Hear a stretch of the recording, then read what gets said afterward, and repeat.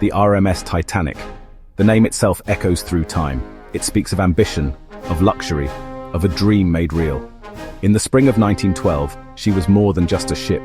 She was a floating city, a marvel of engineering and human ingenuity. On her maiden voyage from Southampton to New York, she carried the hopes of thousands. For the wealthy in their gilded suites, she was a symbol of status. For the immigrants in steerage, she was a vessel toward a new life. No one imagined this titan of the sea, this unsinkable legend, sailing toward a destiny written in ice and darkness.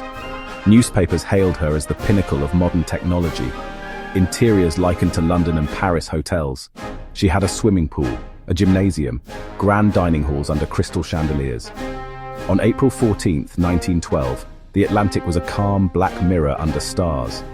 In the darkness, an ancient behemoth of ice drifted, waiting. The collision was almost subtle at first.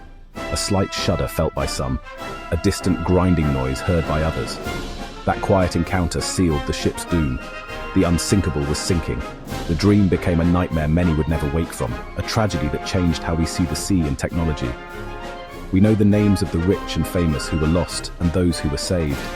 Their stories appear in books and epic films. But the official narrative passed down for a century is incomplete. It focuses on lives on the upper decks. It overlooks the quiet courage in hidden corridors and in the boiler rooms, where ordinary people paid the true cost and became extraordinary heroes. The grand staircase was not the only stage for bravery. Below the polished decks and away from the glittering dining rooms, another world existed. The crew, the men and women who kept the great ship running, engineers, stokers, bakers, stewards, the third-class passengers, families from Ireland, families from Scandinavia, families from Eastern Europe who had poured their life savings into a one-way ticket to a better future in America. Their stories are not often told. Their voices have been drowned out by the louder, more famous accounts. When the iceberg struck, the crisis did not unfold equally for everyone on board. First-class passengers were gently roused and led to the boat deck, while those in the lower levels faced a very different reality. They navigated a confusing labyrinth of narrow passages, often finding their paths blocked by locked gates. These barriers, designed to keep the classes separate under US immigration laws, became death traps. For these souls, the fight for survival was not just against the rising water and the freezing cold. It was a fight against the very structure of the ship and the society it represented. This is where the untold stories of the Titanic reside. The heroes without monuments, brave souls whose sacrifices have been lost in the shadows of history. Deep within the steel hull of the Titanic, in the ship's galleys, Chief Baker Charles Juan responded to the crisis with calm and duty. He did not wait for orders. He took immediate command of his team of bakers, instructing them to provision the lifeboats. He returned to his cabin and made a decision that became crucial to his survival. He believed the alcohol would fortify him against the cold. He found confusion and reluctance among passengers. Juan took matters into his own hands. He began forcibly, yet with purpose, throwing women and children into Lifeboat 10. He then began throwing deck chairs overboard. He knew anything that could float would be a lifeline. While others scrambled for safety, Juan thought about the survival of strangers. As the Titanic's final violent moments arrived, Charles Juan found himself at the very stern. He calmly walked off the ship into the freezing Atlantic Ocean.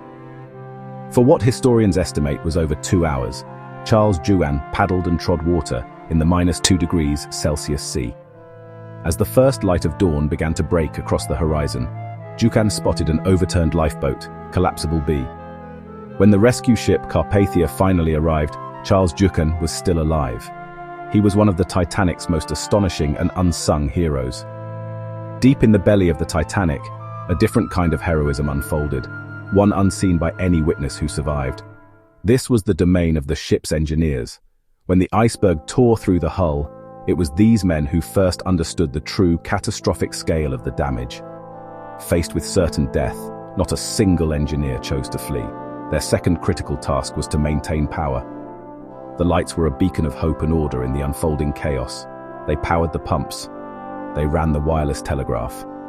They illuminated the boat decks where lives were being saved. These men were fathers, husbands, sons.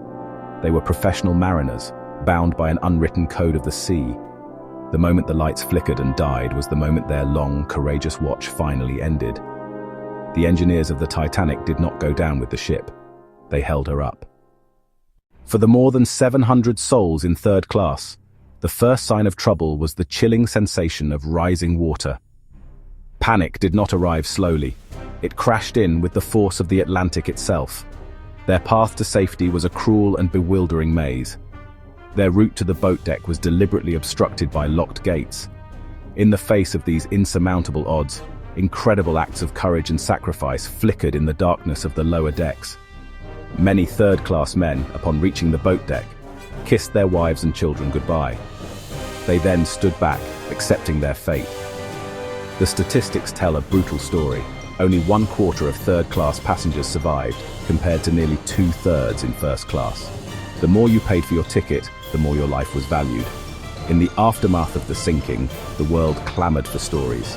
The inquiries held in America and Britain focused on the testimony of surviving officers and prominent first-class passengers. Their accounts became the official record. The voices of the third-class survivors were largely ignored. Their stories of locked gates were often dismissed. The heroes of the lower decks have been relegated to footnotes in history. Their courage was no less real, but their social status made them invisible, both on the night of the sinking and in the century of remembrance that followed. The story of the Titanic has become more than just a historical event. It has transformed into a powerful, enduring myth. The legend is powerful, but it is incomplete. To truly understand the Titanic, we must venture into the heart of the ship. It is here that we find a different kind of story, one not of privilege, but of profound duty and desperate love. By remembering these untold stories, we do not diminish the tragedy of those in first class. We create a fuller, more honest picture of the disaster. The tales of the unsung heroes challenge the very way history is written. They remind us that historical narratives are often shaped by social status, wealth, and influence. Their legacy is a quiet but powerful call for us to look for the courage in everyday people, and to recognize the profound strength that can be found in the most overlooked corners of our own communities. Let us carry forward the memory of these unsung heroes of the Titanic. Let their stories be a reminder that every life has value, and every act of courage, no matter how small or unrecorded, matters. In remembering them, we ensure that their sacrifice was not in vain, and their stories, once lost to the deep, finally rise to the surface.